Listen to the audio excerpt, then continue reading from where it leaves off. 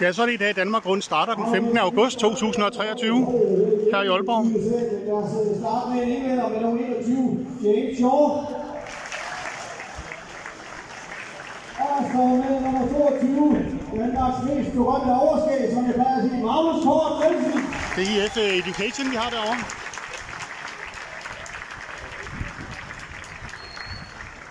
Så har vi fra Sydafrika med nummer 23. Gå lidt tættere på.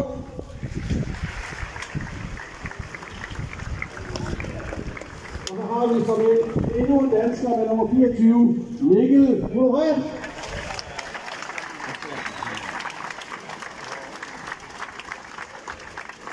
Fra Tyskland, Jonas Rutsch.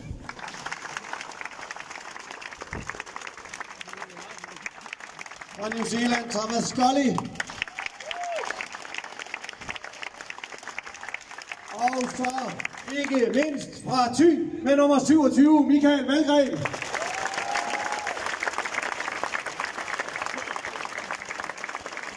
Men det er en spændende omgang til sidst, og vi har godt holdt med, så det er en god dag, tror jeg. Ja, nu siger jeg det pænt, men Skovbakke og Michael Valgren var ikke gode venner til de danske mesterskaber. Hvordan bliver det i dag? Ja, men det kan kun gå bedre, ikke? Altså, så det er en sejr i sig selv. Ej, vi har et super stærkt hold med, altså både Magnus og jeg og Mikkel er jo super motiveret hjemmebane i Stævne, ikke? Og Magnus og Mikkel er til VM, så de er jo super kørende. Jeg har fået trænet op her i sommer oppe i Thy, så jeg er også klar, så det bliver en god dag. Og så skal jeg lige høre, jeg ved ikke om I ved, jeg har læst et sted, at du har arbejdet på den samme fiskefabrik som Jonas Vingegaard. Hvad har I fået at spise derude til frokost? Jonas har arbejdet på den samme fiskefabrik, som jeg arbejder på, jo. Ja, rigtig, selvfølgelig. Michael arbejdede på fiskefabrikken, og så kom Jonas bagefter. Hvad synes I til frokost? I stedet for at spise fisk, og ellers spise fisk, ikke? Nej, jeg ved ikke. Jeg tror bare, vi har nogle gode folk omkring os deroppe i Thy, altså, som tog hånd om os, så stor tak til Thy Sydring fra os begge to, og ja, så måske den hårde vind gør noget ved en også, det kan godt være, men ja, jeg ved det ikke. Og så skal vi, altså alle dem, der står herude, de ved godt, du har været skadet, du ved det også godt selv, du har snakket om det 100 gange, er du blevet træt af at snakke om det? Ja, det synes jeg, for jeg synes ikke, at jeg er hjemme af det længere, så jeg synes egentlig, at vi godt kan se fremad nu, og jeg håber også, at jeg kan vise det den uge her, jeg er tilbage, hvor jeg skal være, og hvis ikke, så kan jeg rulle til undskyldning. Vi ligger alle en stor hånd. Nu går vi over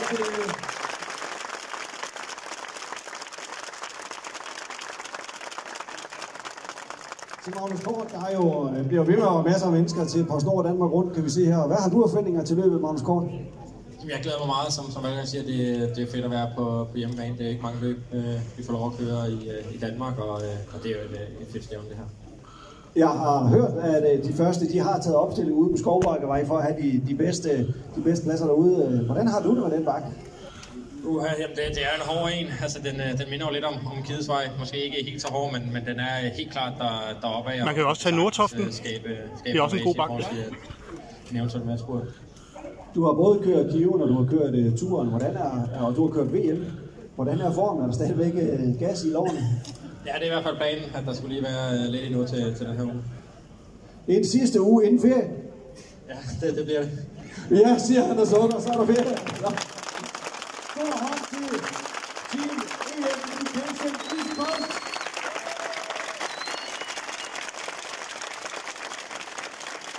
Ja, og vi har...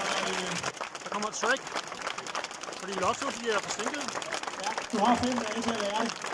Det er rigtigt. I morgen hedder han Jens Skelmose. Og vi har det her, lille tryk. Sidste mand kommer her. Der skal vi ikke bare starte med at se, hvad det er for nogle ryttere. Little Trick stiller med i dag med nummer 1, Julian Bernard fra Frankrig. Nummer 2, Daniel Hohen fra Holland. Jacobo Mosca fra Italien. Nummer 4, Mads Pedersen.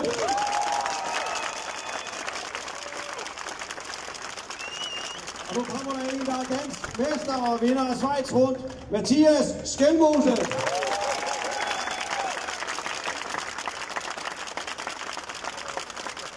Nummer 6, en der har vundet lige så meget som de to andre, Tom Skuins fra Letland. Og så med nummer 7, en der aldrig rigtig har prøvet det her på samme måde før. Det er Mads Pedersens lillebror, Martin Pedersen.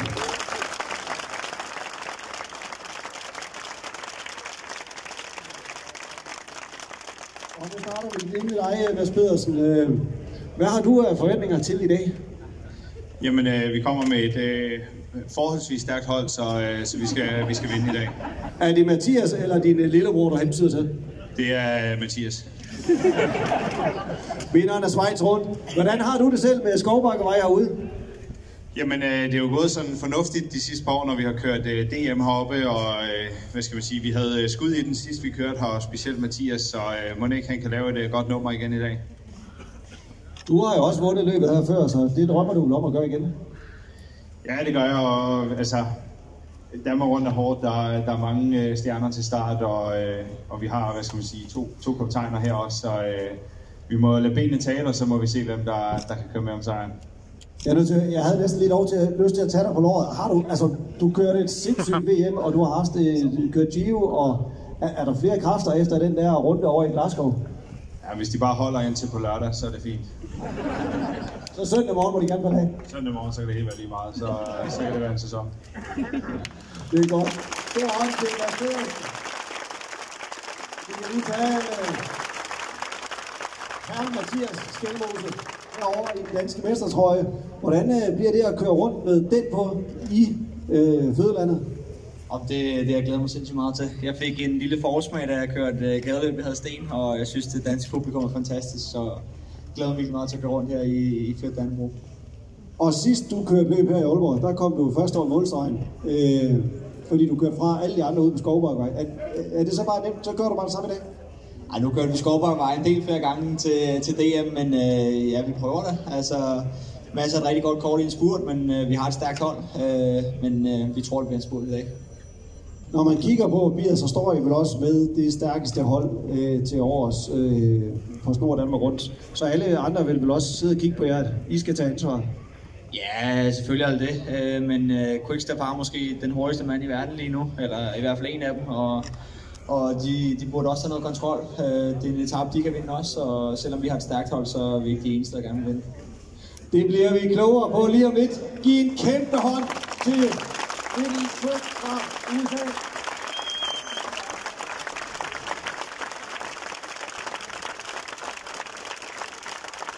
Internationale sejre i år. 9 af dem vundet af danskere. Nummer 4 på den internationale cykelunions rangliste. Og så bliver de afløst af et nyt tophold. Ja, så skal vi hilse på Lotto Destiny. Belgisk hold, som jo har været på World-turen i en menneskealder. Med nummer 61 fra Belgien, Sebastian Grignard. 24 år, han har kørt rundt på Paris-Roubaix Flandern rundt i år, og så med nummer 62, 20-årig Joshua Giddings fra Storbritannien. Og med nummer 63 fra Australien, Harrison Sweeney. Han kommer også lige fra VM, og han kører sit andet på Snor Danmark rundt. Så har vi med nummer 64, Jamie van de Par. Og med nummer 65, en meget lovende ung mand på 25, Brent van Moor. En etappesejr i Tour de France opstartsløbet Dauphiné sidste år. Og med nummer 66, Florian Vermeers. Nummer 2 i Paris-Roubaix sidste år. Og med nummer 67, Axel Delie. Han er 24 år fra Belgien. Thank you guys, we wish you best of luck.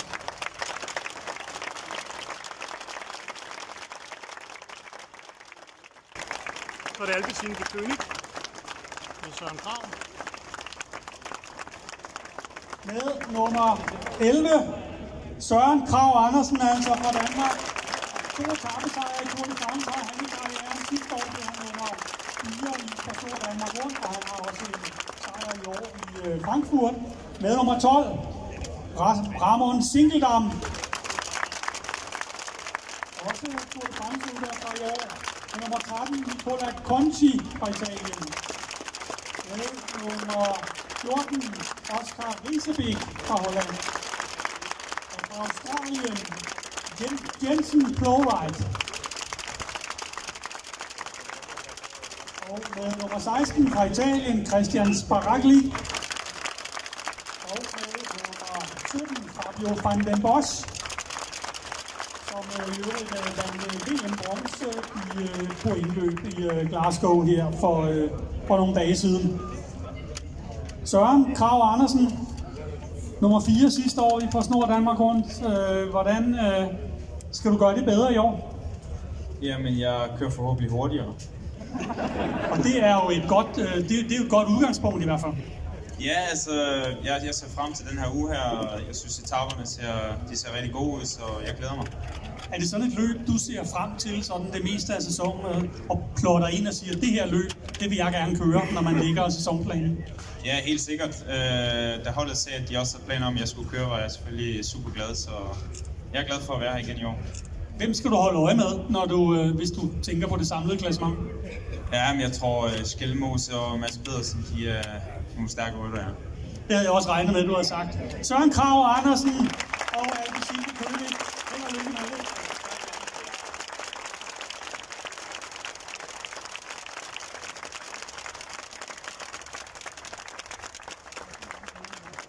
Og så er vi ved at have det sidste hold på trapperne.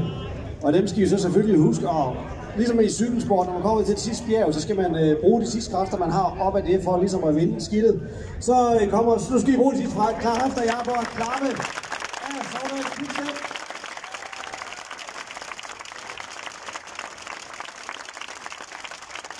Det er Mørkøv, så Fabio Jacobsens hold.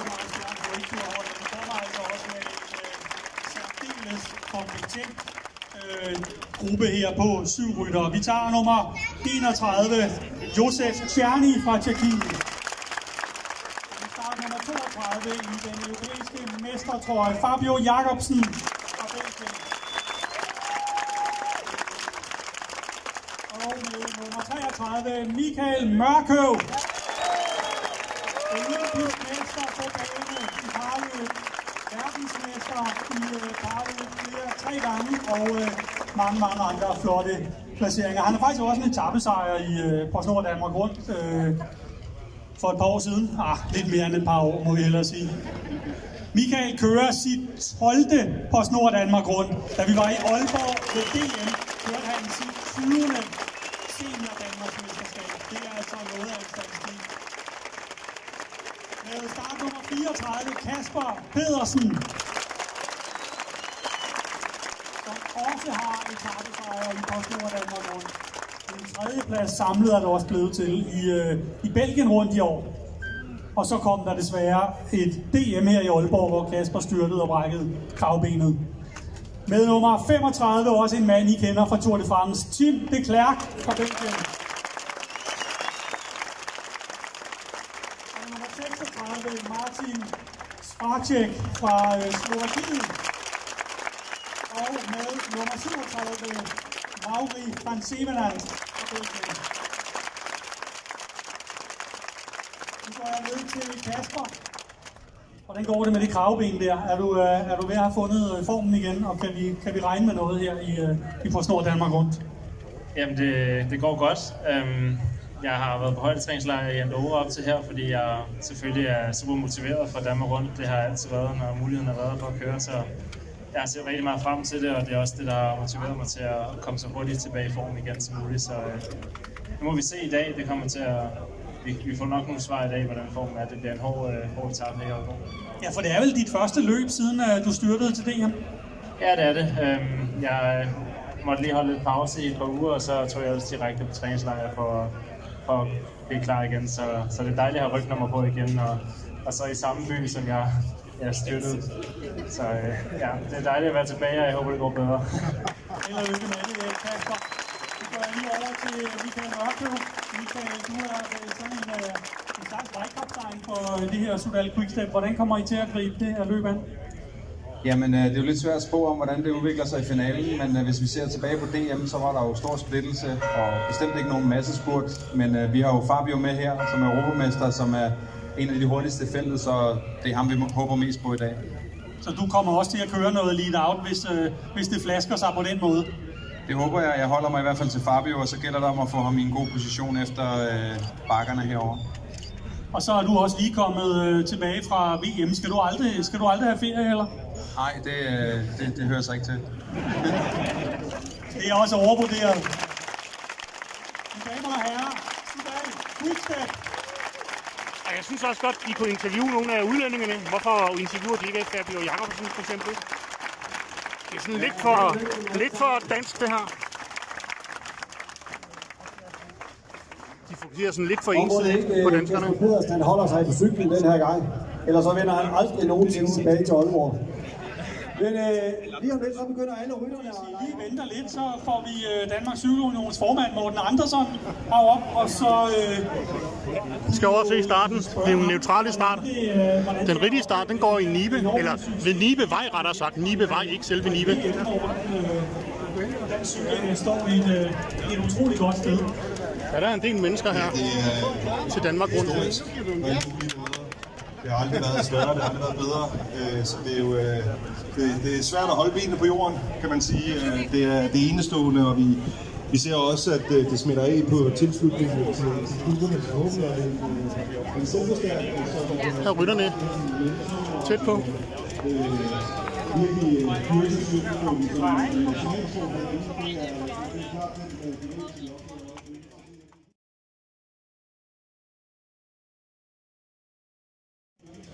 Og så skal vi ud og se starten.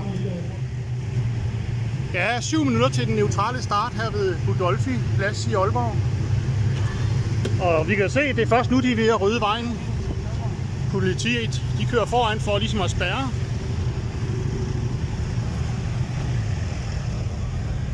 Så der er jo også kun lige 5-10 minutter, man skal have vejen spærret, mens de cykler. Så der er ikke nogen grund til at sætte afspærringer op. Det er jo nok kun selve rundstrækningen, man har det. Og det er sådan, de kører jo 169 km i dag, tror jeg. Og det er også de sidste cirka... Ja, jeg tror 6... Jeg har ventet lidt. De sidste 7-38 km, det er så rundstrækningen i Aalborg. Der er 3 omgange.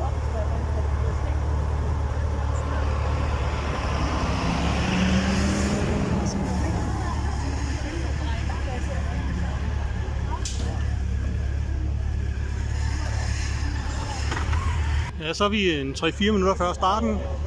Og hvordan er vejret i dag? Ja, indtil videre holder det nogenlunde tørvejr. Der kommer lige et par dråber en gang imellem, men der er altså lidt risiko for, at der kan komme noget regn. Jeg håber lidt, vi undgår det. Jeg så Yrs, den norske vejrtjeneste, seneste vejrmelding, det skulle være, at der skulle komme torden ved 4-tiden. Det håber jeg ikke passer. DMI, det har så ikke torden, men det har Yr. Og torden, det er jo, lyn og torden, det er det, vi helst vil undvære i hvert fald. Det er jo træls, både at være tilskuer og cykelrytter i. Og hvad er temperaturen? Jeg tror, den er en...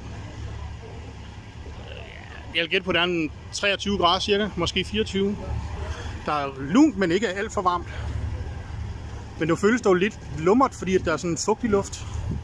Så jeg tænker, at når man skal cykle op ad Skovbakkevej, det kan godt være lidt hårdt. Fordi at i sådan lidt fugtig, halvvarm luft, så sveder man i hvert fald hurtigt. Altså, jeg kan se pressefotografer og TV2 er også der med deres motorcykler. Men mig bekendt er det nu Danmarks Radio, der viser det direkte. Men derfor kan det godt være, at TV2 også er ude og lave en reportage. Her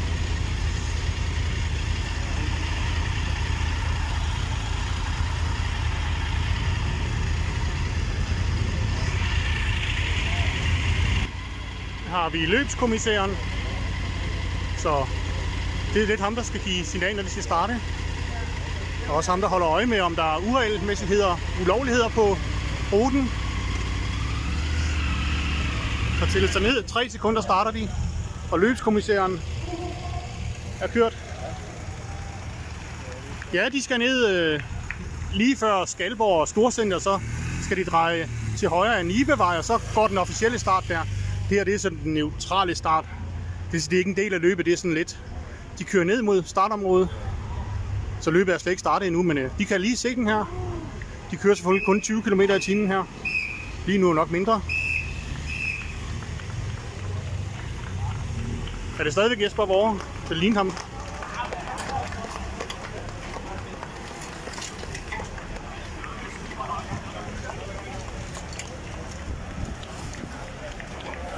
Der er 140 rytter er det til start.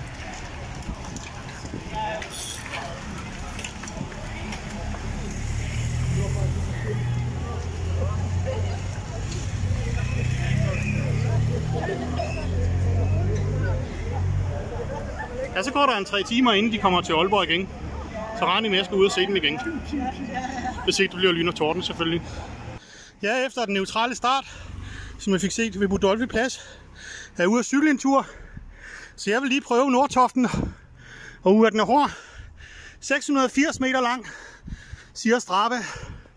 Og det tog mig 3 minutter og 19 sekunder, gennemsnitshastighed 12,3 km i timen. Det er ikke så hurtigt, men jeg er også en tung middelaldrende rytter. Så jeg synes, det er hårdt at køre op af, selvom det kun er med 12,3 i snit.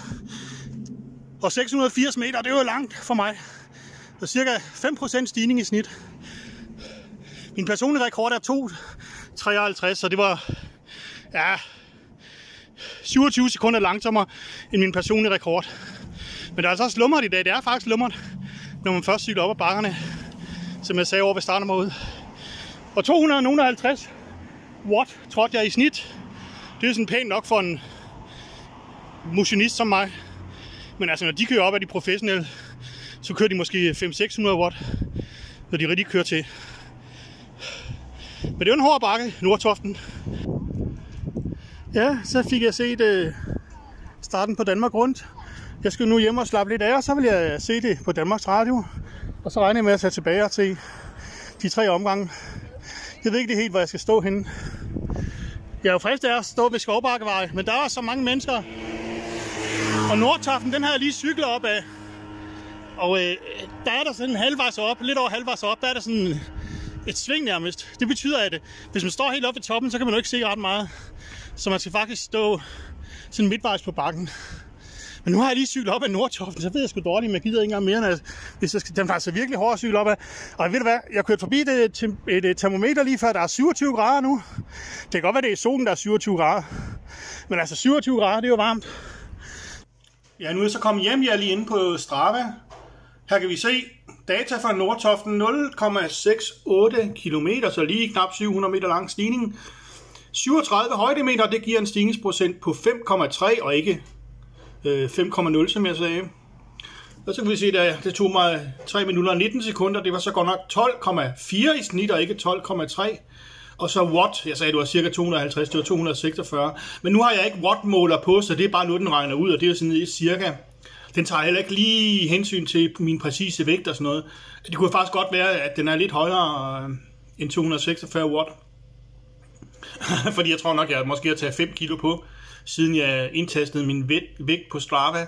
Så det kan jo godt være, at hvis jeg vejer 5 kilo mere end dengang, det er måske 3 år siden, jeg lavede min profil, så kan det jo godt være, at jeg skal træde 260 watt i stedet for 246 for at køre det der. Og her kan vi se stigningen. Nu har jeg så cyklet. Jeg cyklede bare 4,7 km på den tur. Det var fordi, at jeg cyklede fra målområdet, eller startområdet, så skulle jeg lige hen og prøve Nordtoften, som vi så.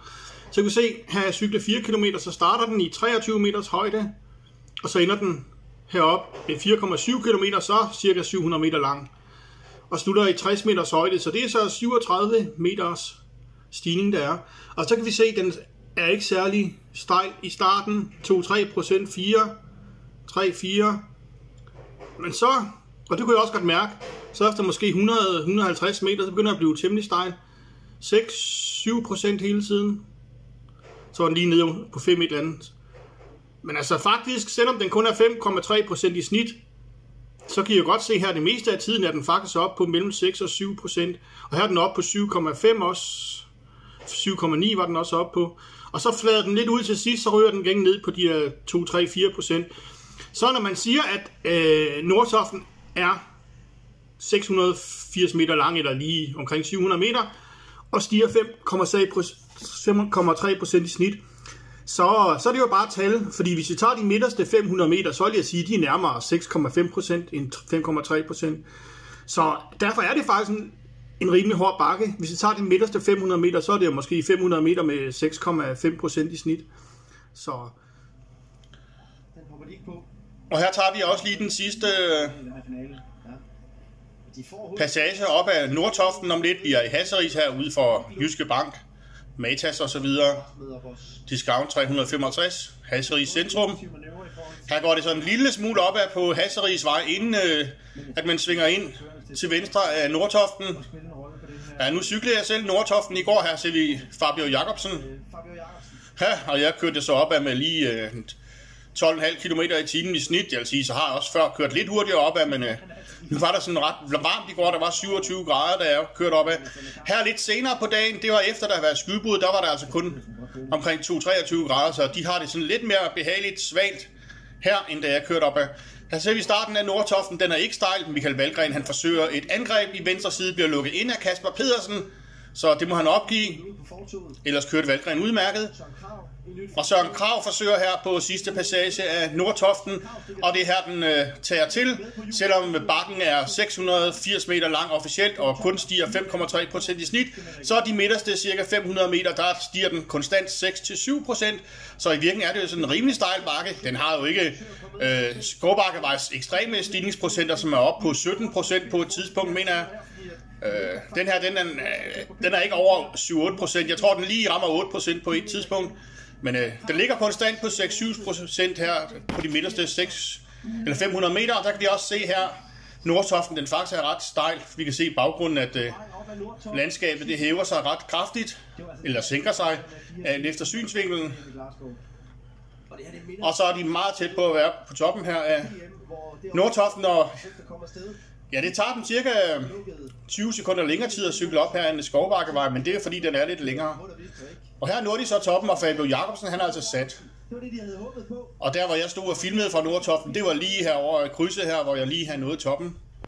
Så det tager dem cirka 1 minut at køre op der. Nu tog jeg ikke lige tid, og ja, jeg tog altså 3 minutter og 19 sekunder om det. Men jeg har så før kørt den på 2,53, men jeg ved ikke, om der var medvind den dag, det kan jeg altså ikke lige huske. Ja, og så om lidt, så stikker en rytter af, men det kommer vi tilbage til. Så kan vi se, hvem der vinder etappen. Men nu skal vi lige se noget mere fra min egen personlige reportage fra løbet. Men lad os nu se Danmark rundt. Nu skal jeg ud og filme her lige om lidt, men foreløbig så sidder jeg og ser det her på Danmarks Radio. Så kan vi se, der er 129 til mål, så der går lige nok en halvanden time, men jeg skal ud og se dem igen. Så jeg sidder lige og drikker lidt kaffe og hygger mig med løbet her. Det kan I selv sidde og nyde. Du kan se Trek, de sidder og trækker i feltet. Der er et udbrud, der er kørt afsted, som er 2 minutter foran feltet. Og vi har haft den første bakkespurt. Ja, så er der defekt, eller det er styrt for Skelmose, tror jeg. Og heldigvis op.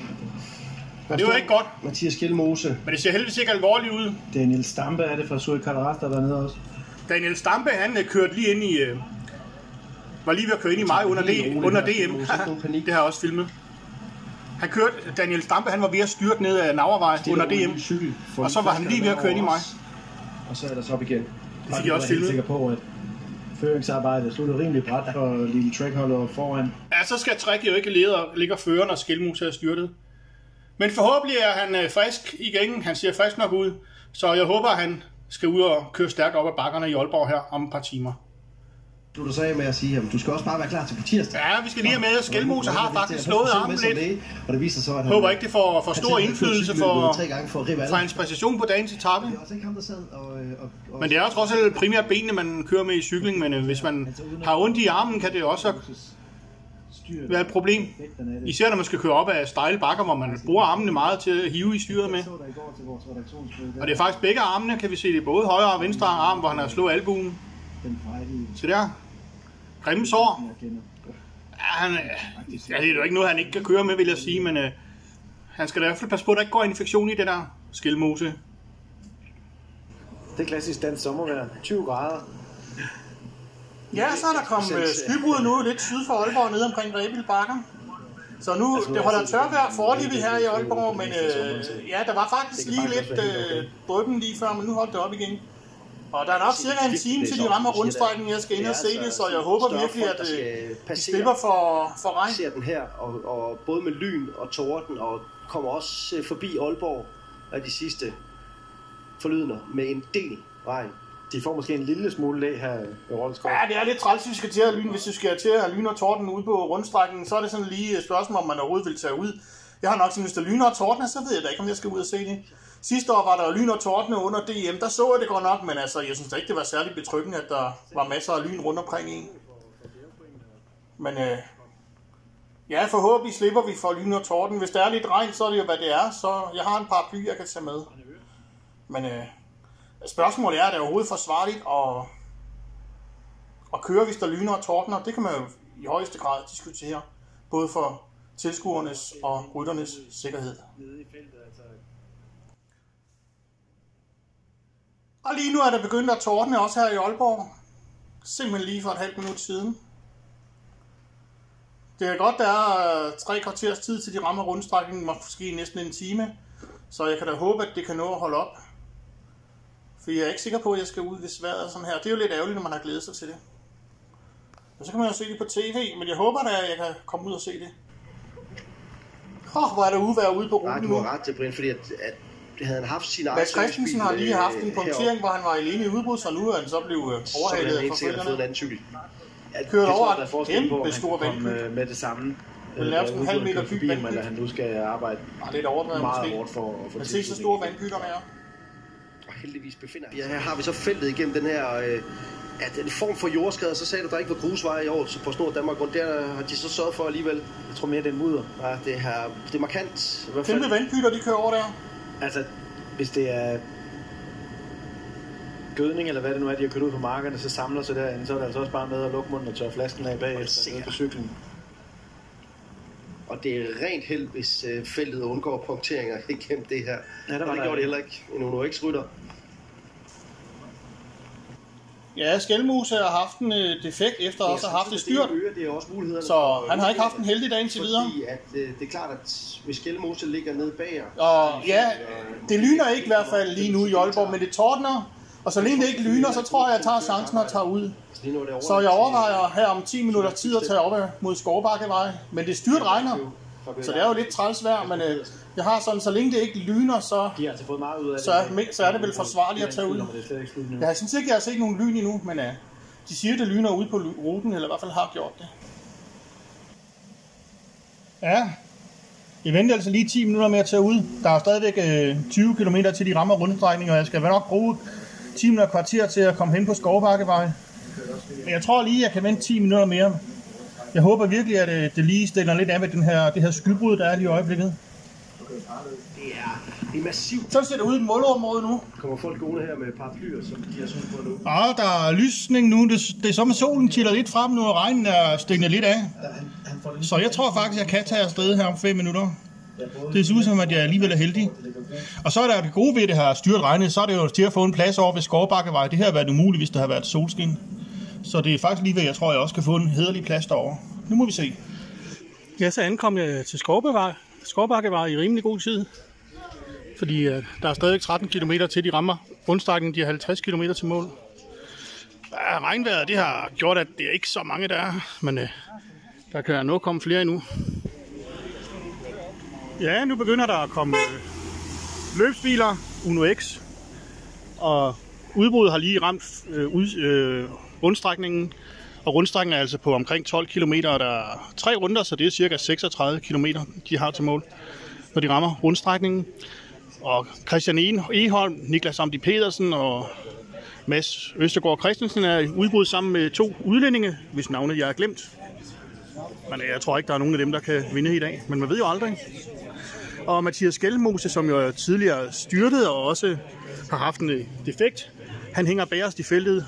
Han har muligvis problemer, men må ikke udbruderne, de er her lige om lidt. Nu begynder i hvert fald at komme motorcykler.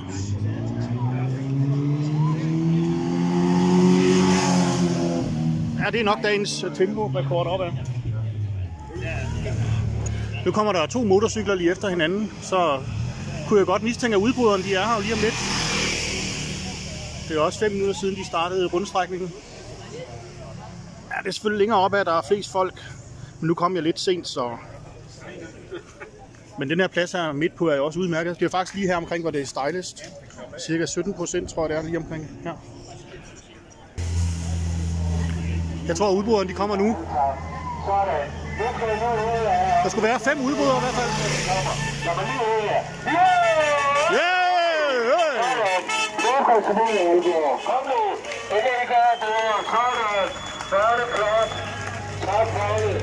Og stadigvæk er det motorcykler. Ja, nu er der efterhånden kørt en 12-15 biler forbi, så plus lige så mange motorcykler. Så nu kommer udbruddet. Jeg tror, de har lige knap 2 minutters forspring.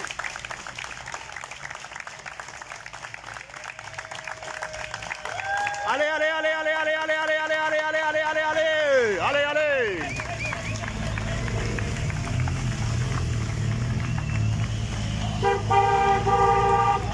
Ja, feltet er ikke ret langt efter. De kommer allerede her. De har da hældet meget ind, så. Der er Skelmose, han er kommet frem igen, så.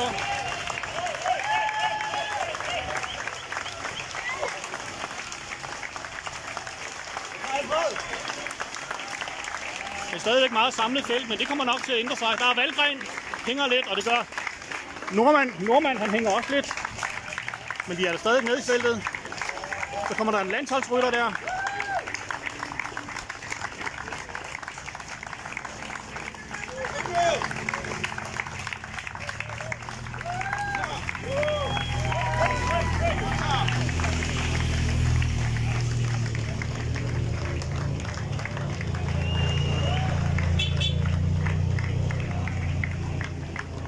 Ja, der er allerede en Alpecin-rytter, der har problemer der. Mørkhøv hænger allerede. Det er tidlig Mørkhøv, han hænger, vil jeg sige. Han har ikke engang startet på bakken. Han må have haft en defekt. Ellers så giver det ikke nogen mening. Ej, var der mange biler. Han er sat. Han kommer ikke tilbage. Løbet er kørt. Som Jørgen lidt ville have sagt. Ja, der kommer hele tiden ind i rytter, der har været mange defekter på grund af regnvejret. Mange punkteringer. Så det er nok grunden til, at der er mange, der halter efter. Ham der, han ser bare træt ud. Lotto. Rytteren der.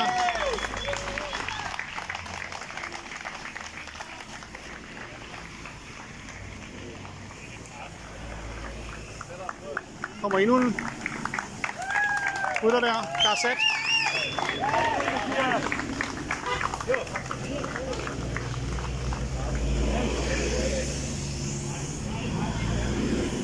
Ja, ideelt set skulle jeg måske stå lidt længere op, så kunne jeg filme den lidt længere tid, men det er ikke nemt at finde en god plads her. Men det er også fint at stå her. Her har jeg lidt plads. Der kommer en landsholdsrytter.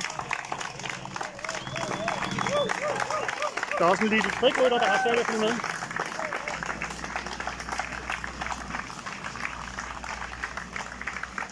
Og en lotto-rytter der. Her!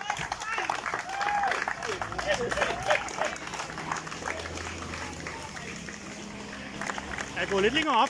Det er vildt, der bliver ved med at komme nogen, der efter. En landsholdsrytter.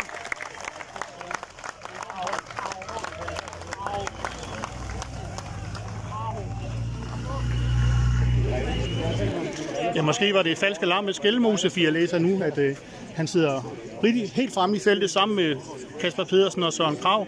Derimod er Mads Pedersen glidet ned gennem feltet. Det lyder som om han har haft en defekt.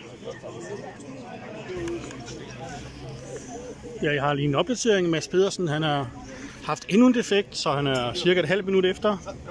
Det kan godt blive lidt svært at komme op igen. Det er bare nok ikke mere end 5 minutter, så er de her igen. Der skulle være 23 km i mål. Ja, det varede faktisk ikke mere end 1 minut.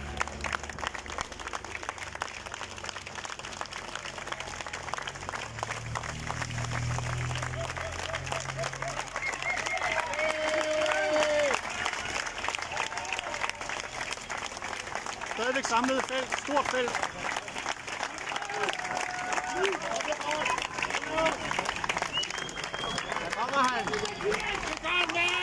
W!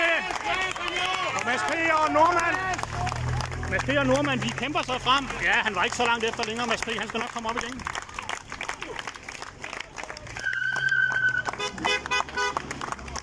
Det var Nicky Sørensen, tror jeg, var det ikke det? Eller, det ved jeg ikke, det er bare ligne ham. Nej.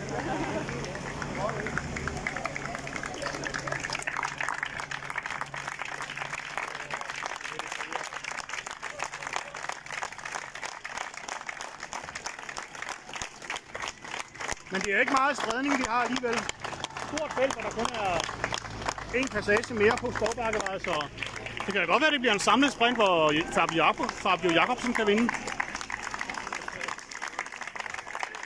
Der er der nogen, der ikke kan følge med i hvert fald.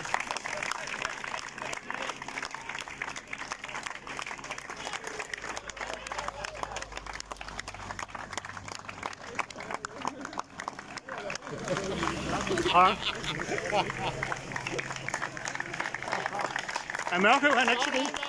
Han er ikke så god på bakkerne. Han bliver aldrig nogen bjergrytter, Mørkøv. Lige snart det går opad, så har han problemer.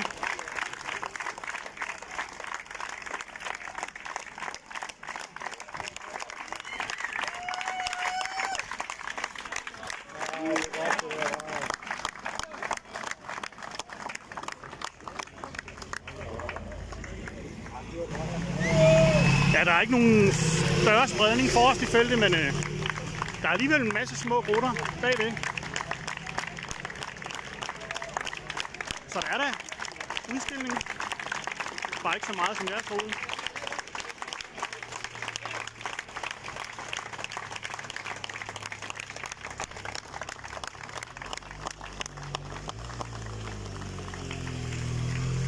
Men ikke lige umiddelbart nogle af favoritterne, der sådan er helt sakket agterud. Så kommer der så nogle ensomme ryttere.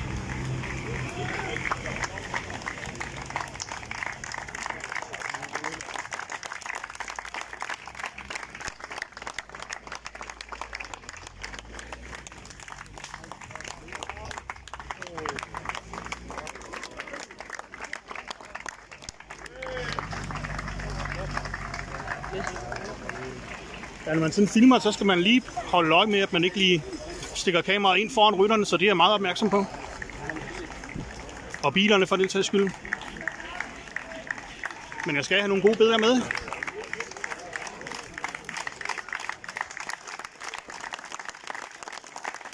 skal lige trække lidt ind til siden her.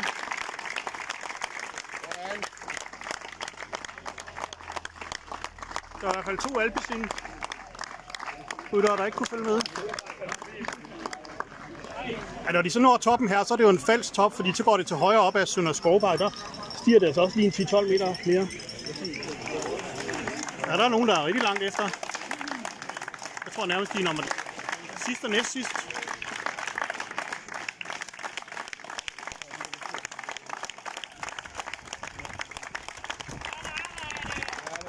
Den ene han har også været nede, kan man se den bagerste. Han har styrtet.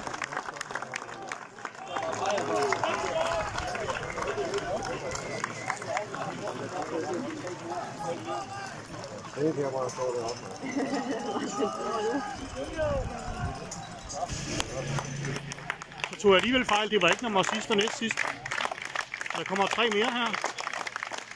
Der er flere, der har haft defekter og styrtet og alt muligt på grund af uvejret. Vi har haft lyn og torden tidligere på etappen.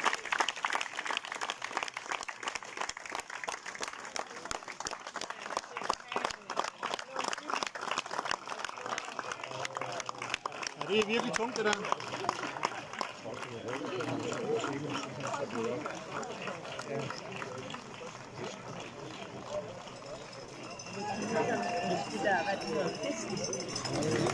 Ja, der kommer endnu en.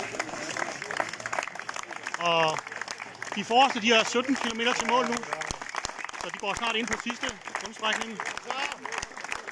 Det er en velkomstrytter.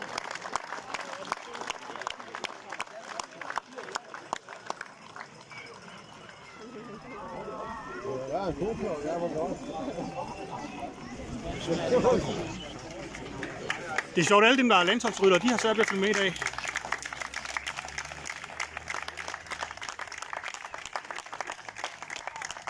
Han har også været styrtet, det kan man se på hans lår.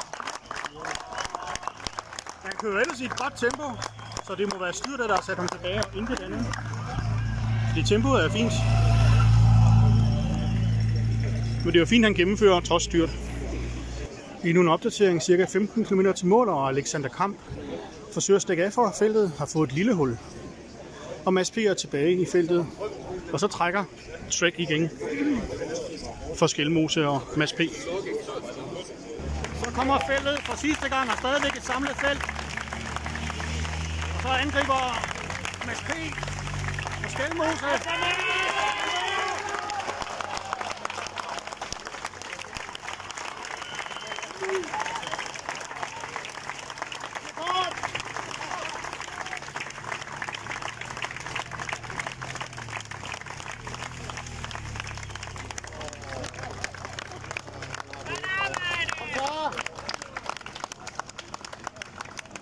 Vi fik ikke nogen afgørende udskilling her i hvert fald, men der er stadigvæk Nordtoften tilbage.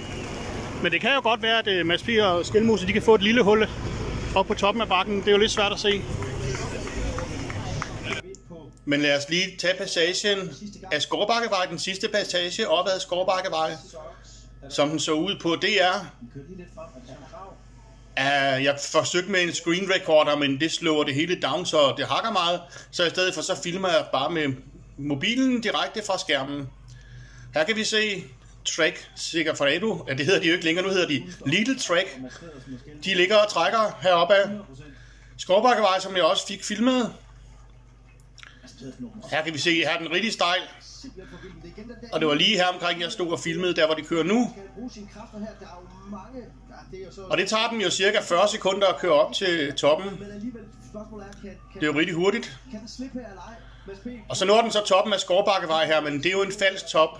Og det er Mads P. og Skelmose og Bernskjold blandt andet, og Søren Krag, der har fået et lille bitte hul, men hullet er ikke stort nok til, at det reelt udløser nogen udskilning. Og her er det så falsk fladt. Man tror, det er fladt her, men det fortsætter her Sønder Skovvej. Og jeg har selv kørt Sønder Skovvej en del gange, og det er faktisk lige her, den er værst lige det sidste stykke. Der er den jo sådan 10%. De sidste 150 meter, hvor de kører nu. Og så når de så her toppen af Skovbakkevej, som ligger i 63-64 meters højde. Det er et af Aalborgs højeste punkter. Jeg mener, det højeste punkt i Aalborg, det er 67 meter. Det ligger ude i Gu. Og Skovbakkevej heroppe ved Mølleparken. Der er toppen i 64 meters højde, mener jeg. Og så har vi over ved Vandtårnet. Det er derovre, hvor Nordtoften ligger. Der er toppen i 65 meters højde inde i skoven. Men der, hvor man så kører op ved Nordtoften, der er det så cirka 60 meter, man kommer op. Her kører de så ned ad Navrevej. Det var der, jeg filmede under DM. Jeg filmede bare, de cyklede ned her.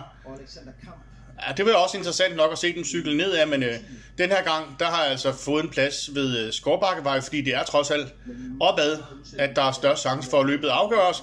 Men vi fik altså ikke en helt stor udskilning under dette Danmark rundt, og det skyldes nok, at vi kun kørte 2 eller 3 runder i Aalborg, modsat de 7 under DM. Men det var så sidste passage af Skovbakkevej. Den udløste ikke nogen udskilning i toppen, men vi kan se hele feltet, som jeg også filmer. Der var der jo store forskelle, men det er lige de første 40 mand, hvor vi også kan se blandt andet Valgren, Honoré, Kort og så videre.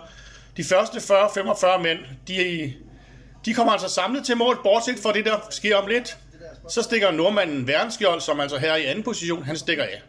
Men nu skal vi lige tilbage til mine egne optagelser, hvor vi lige skal se nogle af de andre ryttere køre op ad Skovbakkevej, dem som var efter favoritfeltet her. Men de kører også kun 3 omgange i Aalborg på denne rundstrækning. Så det er klart, at de ikke får den samme udskilning som ved DM, hvor de kørte 7 omgange. Det har meget at sige alligevel. Så det kan godt være, det bliver en reduceret massespurt med en 20 mand måske. Og så kan Mads P. jo også vinde der. Godt kæmpet!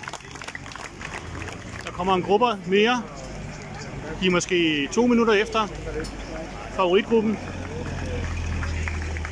Så ikke nogen, de er jo ikke blandt de allerbærste i hvert fald, dem her.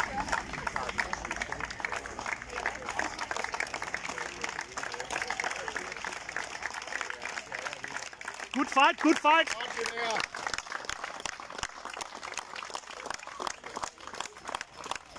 Det er nemmere at filme, når de ikke kommer så mange. Hvis de kommer i en stor gruppe, så er det sværere at filme. Der er en lille rytter. Lille vævertype. Nummer 42. Og så kommer der endnu en rimelig stor gruppe.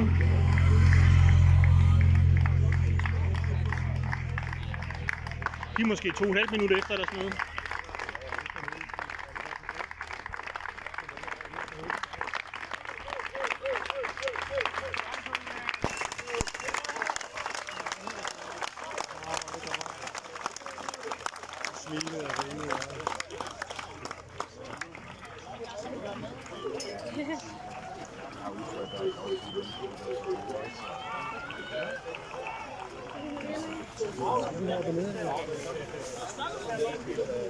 God dag, ja. Og endnu en gruppe. Jeg overvejer lidt at se, om jeg kan nå over til målområdet. Jeg tror egentlig godt, jeg kan nå at komme derover. Problemet er bare, om jeg kan få en plads. Jeg er ikke sikker, at jeg kan komme til derover. Og så er der også det vejen, jeg er spærret af. Det kan være, at jeg ikke får lov til at køre derhen. Eller så tror jeg måske godt, det kan. Der er Mørkøv blandt andet.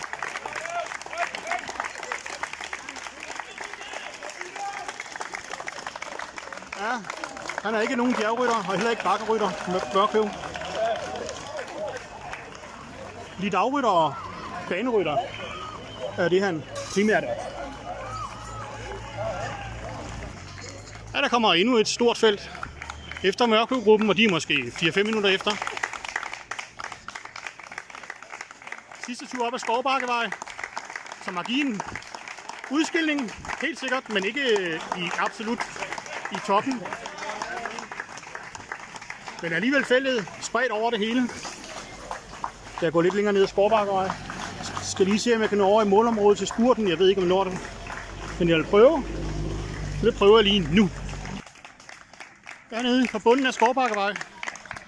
Blandt andet en lille trækrytter, der er blevet sat.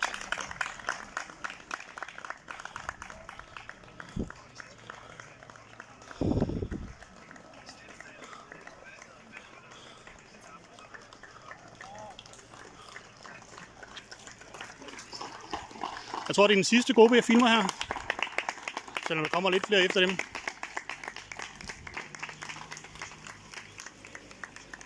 Belgisk bil der.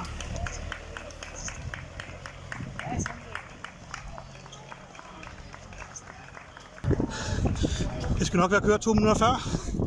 Det nåede lige præcis ikke spurten. Så lige nu er han altså i gang med at sætte sig på løbet.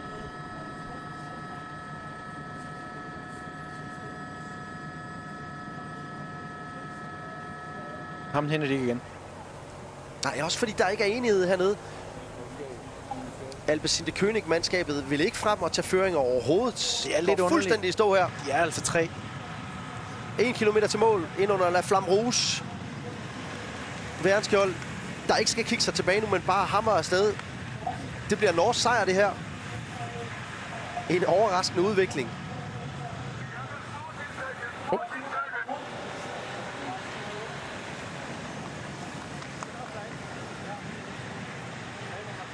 Og stor sejr for UX-mandskabet, hvis han holder der hele vejen. Altså, det vil de jo også gerne. De vil jo gerne tage til Danmark og lige vise, at det er altså dem, der bestemmer i Skandinavien nu. I hvert fald holdmæssigt. Meget overbevisende. Kørt meget resolut. Fandt det rigtige tidspunkt. Kirurgisk præcision i udførelsen. Og nu går det altså frem dernede. Det er alt for sent. Lige nu handler det om at reducere forspringet og holde Søren Krags muligheder i live i forhold til klassementet.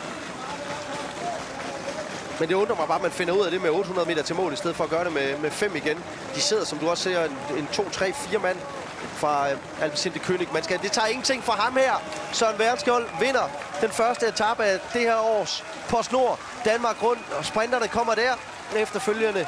Fabio Jacobsen foran Mads Pedersen, og så med nummer 43, tror jeg det var. Tobias Lund. Tobias Lund. Danske Tobias Lund simpelthen. Ja. Men man kan jo sige for Mads Pedersen, han får ligesom begrænset tabet, og det er så imponerende, at han kan komme op og spurte om at få en tredjeplads på det her hårde dag. Det er godt, den var på DR, så kan jeg se den derhjemme. Her vil se, at rytterne de er kommet i mål. Det er også meget sjovt at se. Hvem der vandt, det ved jeg ikke. Men i hvert fald får vi lidt stemning herfra. På målområdet. Har vi Magnus Kort, står lige der. Og det var ikke ham. Der står han der til gengæld.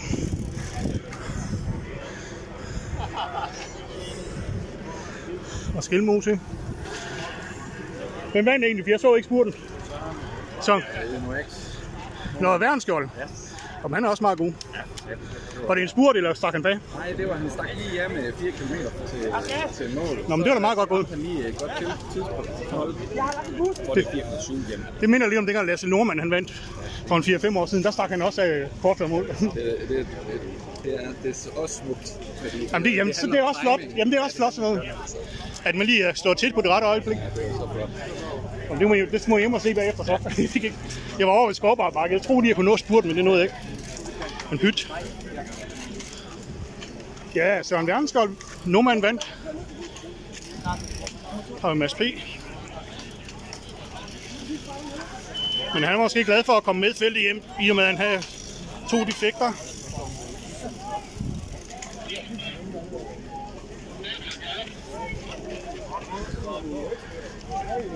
Jamen, det er også meget sjovt lige at få den se her på nethold i målområdet.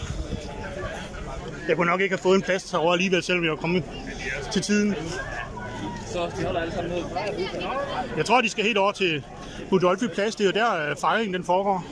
Så måske skal jeg køre derover igen så. Til bussen, fordi jeg var skuffet.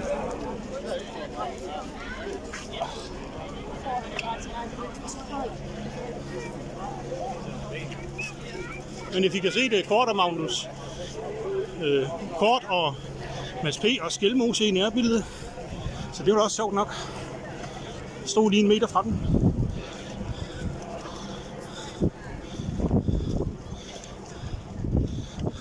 Der blev så ikke nogen spurt, fordi det blev der nok om de sekundære placeringer. Men Søren Værnskjold, han stak åben med 4 km til mål. Og så holdt han til mål og vandt. Det er også flot at vinde på den måde. Ingen tvivl om det. Ja, jeg tror, de skal... Jeg tror, fejringen det er nede i Budolfi Plads. Men jeg går ud med Mads P. Han sagde, at vi bor på samme hotel. Så han var måske allerede på vej ned mod hotellet. Ej, nu kører det godt nok til venstre her.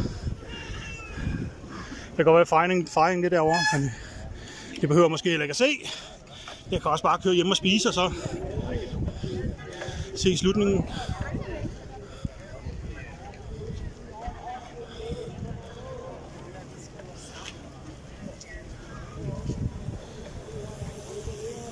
Har vi valgfri?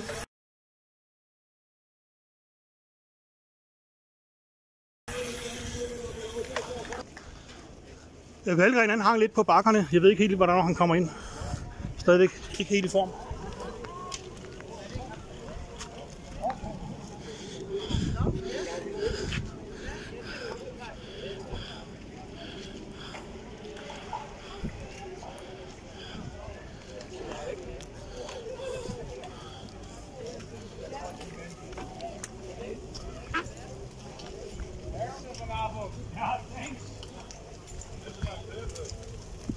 Ja, der står ikke noget om, man ikke må køre herinde. Så det gør jeg. Så må de jo bare smide ud, hvis ikke må.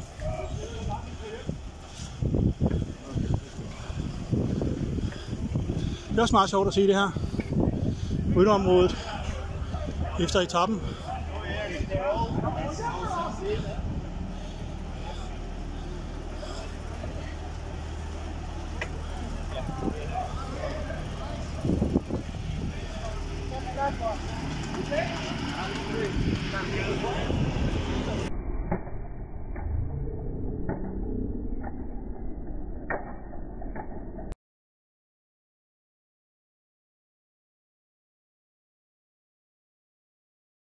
Der er Mads P. igen. Han så det smilende ud, Mads P. der. Så jeg tror ikke, han er helt utilfreds. Han må jo komme ind med feltet, og det skal han nok være glad for, når han havde de defekter, som han havde. Jeg tror, han havde 2 defekter.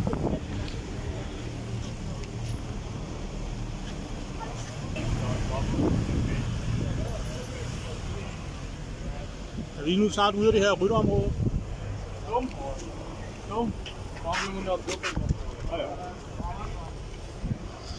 Ja, så fik jeg lige set rytterområde. Kolekviks bus.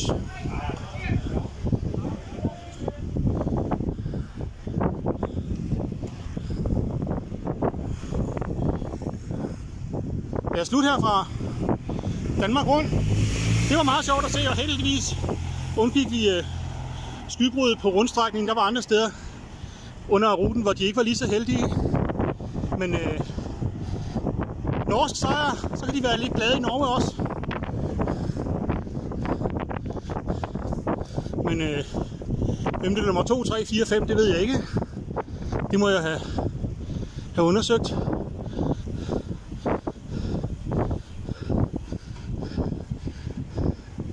Men det var nok mest vejret, der gjorde det så rigtig dramatisk i dag. Den helt store udskilning skete der ikke, men alligevel en norsk solosejr. Så jeg tror bare, jeg vil sige slut herfra. Og så vil jeg over og se, om jeg kan finde noget aftensmad herovre i Vestbyen, som jeg kører ind i nu. Fortsat god dag.